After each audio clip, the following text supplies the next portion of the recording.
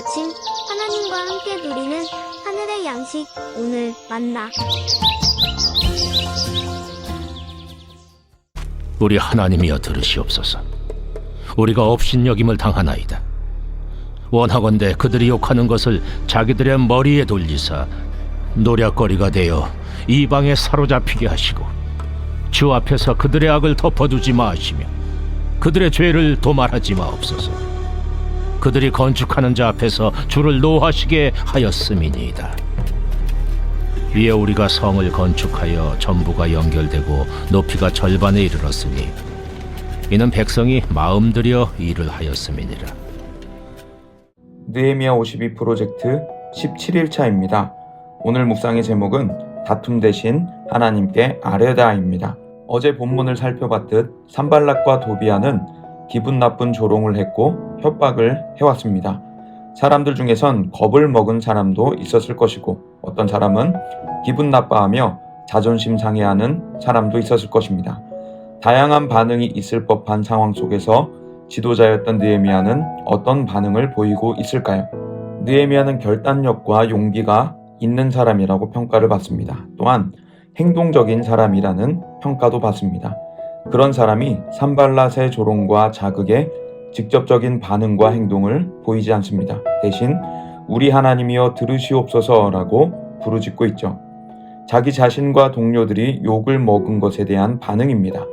구약 율법에 눈에는 눈, 이에는 이로 갚으라는 동해 보복법이 있죠. 그 율법은 당한 것만큼만 돌려줘야지 당한 것보다 더 크게 돌려주지 말라는 하나님의 법입니다.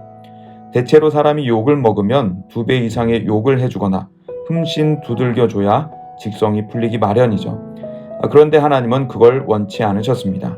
느헤미야도 그렇게 하지 않았습니다. 감정대로 하지 않고 하나님을 부르고 있습니다. 공동체를 이끄는 리더의 품격이 느껴지는 대목입니다. 느헤미야가 감정적으로 흥분하거나 절망했다면 사람들은 크게 요동했을 것이죠. 성벽 재건에 어려움이 왔을 것입니다. 그런데 느헤미야는 어떻게 분노하고 싸울 만한 상황에 기도를 할 수 있었을까요? 이사야서 26장 3절과 4절에 이렇게 기록이 됩니다. 주께서 심지가 견고한 자를 평강하고 평강하도록 지키시리니 이는 그가 주를 신뢰함이니이다. 너희는 여호와를 영원히 신뢰하라. 주 여호와는 영원한 반석이심이로다. 우리가 주를 신뢰할 때 우리 심지는 견고해질 것이고 주님께서 평강하도록 우리를 지키실 것입니다. 아무리 협박과 술수와 조롱을 동원해도 하나님의 일은 진행되고 있으며 결국 하나님께서 승리하실 거라는 믿음과 확신이 있는 것입니다. 그 신뢰는 우리 삶 속에서 일어나는 어떤 일들에도 흔들리지 않게 붙잡아 줍니다. 그래서 이사야서는 우리에게 영원히 여호와를 신뢰하라고 말하고 있죠. 영원히 여호와를 신뢰하시는 우리 모두가 되기를 절실히 원합니다. 5절에는 느헤미야가 받은 조롱 저주를 그들에게 돌려달라는 간청을 드리고 그들을 용서하지 말라고 기도합니다. 하나님은 긍휼이 많으시고 용서하시는 하나님이시죠. 그런 하나님께 느헤미야는 대적자들을 덮어놓고 용서하고 지나가시지 말아달라는 간청을 합니다. 이 기도는 적들로부터 구원해달라고 그리고 하나님의 도움을 간구하는 시편의 기도와 유사합니다. 또 열왕기 19장 14절부터 19절까지 내용에서 히스기야가 사네립으로부터 위협을 당할 때 만났던 상황이 연상이 되기도 합니다.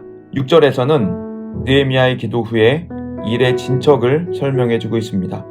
성벽이 끊어진 부분이 있었지만 이제 연결이 됐죠. 그리고 목표한 성벽 높이의 절반까지 다다르게 되었습니다. 상당한 발전이죠. 이 일에는 백성들의 단결과 헌신이 있었던 것입니다. 물론 3장 5절에 느헤미야에 반대하여 동참하지 않았던 소수의 사람들은 제외됐습니다. 어쨌건 산발랏과 도비아의 빈정거림이 방해가 되지 않고 있다는 것을 우리에게 알려줍니다. 느헤미야의 상황뿐만 아니라 우리 삶에도 어려운 일이 너무 많습니다. 그때 외면하지 않으시는 주님께 나아갈 수 있기를 바랍니다. 세상에서 날아오는 모든 환란의 미사일을 막아주시는 우산이 되어주시기 때문입니다. 그리고 그곳 안에서 고요한 시간을 우리에게 허락해 주실 것입니다. 우리가 예배당에 나와 기도할 때 혹은 유튜브에 접속해 기도할 때 우리의 솔직한 마음을 다 쏟아놓으시기 바랍니다. 그리고 주님께서 고요하게 하시는 은혜를 경험하시면 좋겠습니다. 느헤미야는 하나님을 신뢰하고 하나님께 맡기며 직접 다투지 않았습니다. 이 그 모습을 보니까 부러운 마음이 들게 됩니다. 그의 인격과 신앙, 어떻게 그렇게 할 수 있었을까? 우리도 예수님을 닮아갈 때 가능할 것입니다.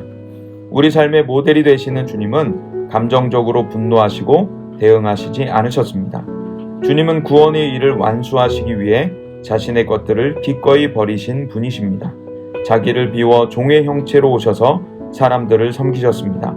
제자들의 발을 씻기기까지 하셨습니다.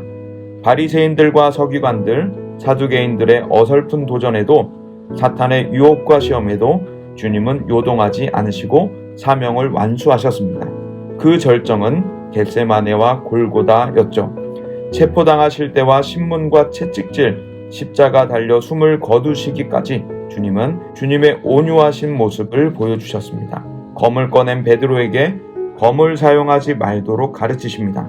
천사를 동원해 쓸어버리실 수 있으나 그렇게 하시지 않으셨습니다. 주님께 예비된 고난은 하나님께서 영광으로 바꾸시어 주님의 이름이 가장 뛰어난 이름이 되게 하셨습니다. 그리고 주님은 보좌에 앉으셨습니다. 무엇보다 우리를 속량하실 영원한 제사를 완성하셨습니다.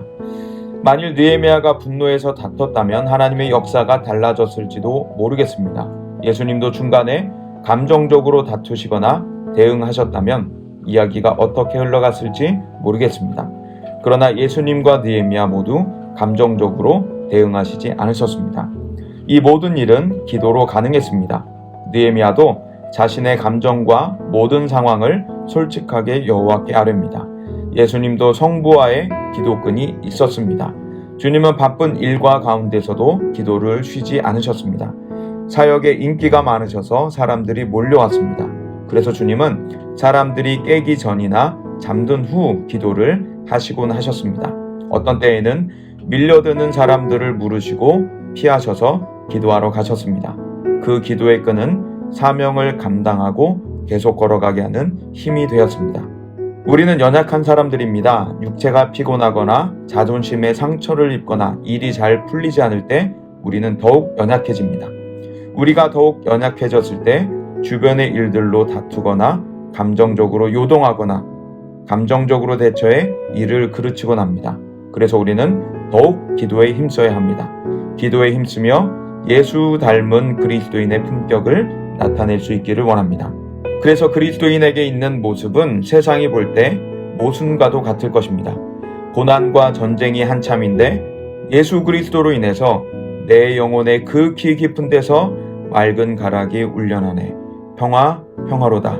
하늘 위에서 내려오네. 찬양을 부르기 때문입니다. 내 평생에 가는 길 순탄하여 늘 잔잔한 강 같든지 큰 풍파로 무섭고 어렵든지 나의 영혼은 늘 편하다 노래하기 때문입니다. 이와 같은 은혜가 저와 여러분에게 가득하게 넘치기를 소원합니다.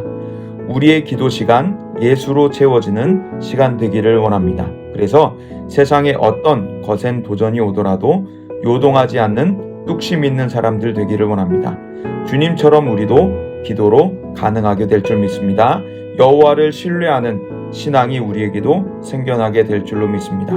기도하시며 주님을 신뢰하시며 세상의 공격에도 끄떡없이 주의 길을 걸으시기 바랍니다. 그리고 우리 함께 우리 삶의 성벽이 벌써 절반이나 재건된 것을 발견하고 기뻐하실 수 있기를 바랍니다. 그렇게 함께 계속해서 도전하고 단결하고 헌신하여 기도로 완성된 성벽에 기뻐할 수 있는 날이 오기를 간절히 기도합니다.